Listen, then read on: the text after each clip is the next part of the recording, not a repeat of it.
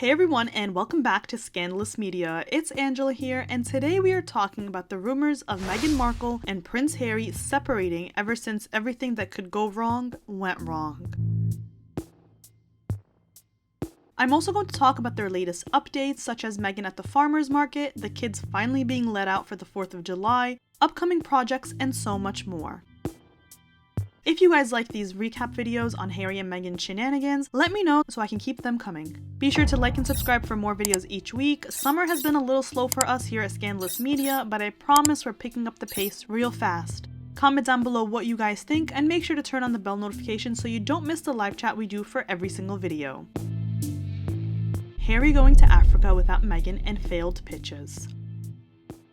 There are many reports that Prince Harry is about to film a documentary for Netflix about Africa without Meghan. A Netflix insider confirmed to Page 6 that Harry's Africa type of show was one of the more warmly received suggestions from him. Another source said, "Obviously, Harry has a lot of roots in Africa and he feels at home there. He has previously called Africa his second home." Page 6 writes that Harry's potential African journey will inevitably be seen as following in the footsteps of his mother, Princess Diana, who traveled to Africa to campaign against landmines shortly before her death. Nice to see that Harry is still capitalizing on his late mother as he tries to salvage the only big deal he and Meghan have left after the Spotify deal imploded on them and Dior was too embarrassed to even associate with them publicly. Go check out my video on that if you haven't already. Either way, there are rumors that Netflix isn't planning on renewing their deal with Harry and Meghan, which expires in 2025. Following the horrid release of their docuseries, which I have graciously recapped and exposed every single lie they uttered in each episode in my playlist, so go check that out. This documentary isn't even set in stone yet, especially with Harry still being confused on what to do at his grown age. Isn't this supposed to be his job? And a Netflix insider confirmed that it was one of a number of ideas that he had been discussing. If you guys recall in my last video, the Spotify executive also stated that he kind of had to help Harry out with podcast ideas because he didn't know what was going on. A spokesperson for Netflix also said that everything is going great with Archwell Productions and that they would continue to work together on a number of projects, including Heart of Invictus, which follows the annual games for service members and veterans that Harry founded. That will air on Netflix in August, and Harry and Meghan are slated to appear in the docuseries, so I will definitely keep you guys posted about that. Harry and Meghan are obviously under a lot of pressure to create good content for Netflix after being called f***ing grifters by a Spotify executive. And the hilarious part is that there are reports that one of Harry's genius ideas for Spotify was him interviewing Donald Trump, Mark Zuckerberg, and Vladimir Putin on their childhood trauma and Pope Francis on religion. I don't recall any demographic who would be interested in rich, well-off men and their childhood trauma, and Spotify executives were supposedly puzzled by the pitches, according to Bloomberg. SUSSEX Divorce. Now, the interesting part here is that if Harry does go to Africa to film the documentary, why isn't Meghan coming? Is she not part of the Netflix deal or what? Why be apart from the husband that you love and adore for that long? Some may argue that Meghan has to watch the kids, but does anyone actually believe that she does? She has nannies, and I'm pretty sure the kids can come with them to Africa, you know. The same place rumored for Harry and Meghan to live there to follow in the footsteps of Princess Diana. Or maybe the real answer is that they just don't want to spend any time together and that the rumors of a divorce are apparently true. Or maybe not a divorce, but a separation. And the fact that Harry is planning on going without Meghan is what catapulted the separation rumors some more. But RadarOnline emphasized the rumors when they published an exclusive story that forced Harry and Meghan to reply. Their headline read, "Harry and Meghan, trial separation, nasty fights, humiliation and failure lead Prince to pursue peace." RadarOnline writes that Prince Harry and Meghan Markle are taking time apart in hopes of rebuilding their bond after the pair's marital woes were fueled by family drama, and that they have been worn down after public backlash, failed business deals, and public spats with their loved ones, Palace insiders revealed. They're trying to figure out what hit them, an insider claimed. Harry doesn't fit in with Meghan's tacky Tinseltown world, saying that he needs to find himself. Now, RadarOnline isn't often taken as a credible source, mainly because they don't work hand in hand with celebrities, but they'd rather expose the tea. They were actually one of the first sources to confirm inside info that I received about Justin Bieber and Selena Gomez, so much so to the point of exposing inside photos that confirmed the info. So even though they aren't often breaking news about projects from celebrities, it doesn't mean that they're not credible. They're just not a celebrity favorite because, just like my blog, they don't care about irrelevant details, they want the scandalous tea. RadarOnline were the ones who also obtained exclusive records to show that Harry and Meghan leaked their address to the media to prove that they were being followed by drones, so keep that in mind. And honestly, it definitely makes sense that Harry feels lost because before everything went down, his life mission wasn't to take down the media to defend Meghan, who was being rightfully exposed, as he claims now. He always wanted a life of peace and service, which is why he wanted to live in Africa.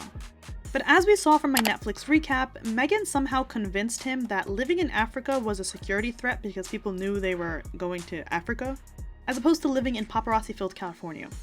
And while Harry struggles to find peace and purpose, Meghan is doing what's best for Meghan as usual. Insiders are saying that Meghan has a new super agent determined to keep her booked and busy. She's looking to establish her own brand and make millions, said royal expert Daniela Elser. For the first time, they are truly on divergent professional paths. And that's something that was obvious for me since the beginning and something that we emphasized about in my last few videos. It was also obvious to a lot of people who didn't buy Meghan's, life was just so hard in the royal family, being a royal, spending the budget, and that's why I left. No, it's clear that she wanted to do things her own way, and she didn't like playing second fiddle to her in-laws who were higher in status and title. A source for RadarOnline spilled the tea saying the Sussexes are under tremendous financial pressure to fund their lavish California lifestyle, including their $14 million mansion and huge security costs. That stress, coupled with their emotional issues, has likely made life a living hell. Taking time apart on different continents will hopefully help them find whatever they need to move on, they added. RadarOnline even reached out to Harry and Meghan's rep for comment, as they legally should, but they didn't hear back. Instead, Harry and Meghan had their people talk to Page 6, which is funny since I told you guys in the last video that Page 6 actually breaks a lot of news for Harry and Meghan. And legally, if you are breaking a big story, you have to reach out to the other side for comment, and that's what RadarOnline did. And instead of Harry and Meghan talking to RadarOnline, they spoke to Page 6. Now what's interesting here is that they knew that RadarOnline was breaking the story, right? And that story was posted about 15 hours before Page 6 broke their story, so it was uploaded on the same day. This is just proof that the media all works together, guys. Celebrities are in on it and they do their best to control what they can. Take it from me, I've ran a gossip blog for 10 years, I know the game. Page 6 summarizes what RadarOnline said and then wrote, however, an insider close to the couple, who wed in May 2018, assures Page 6 that any speculation of a breakup is false. It's not true, it's literally made up, the insider explains. And that's all. That's all Harry and Meghan's rep said. Oh, it's all made up. Yeah? Kind of like the Netflix documentary, right?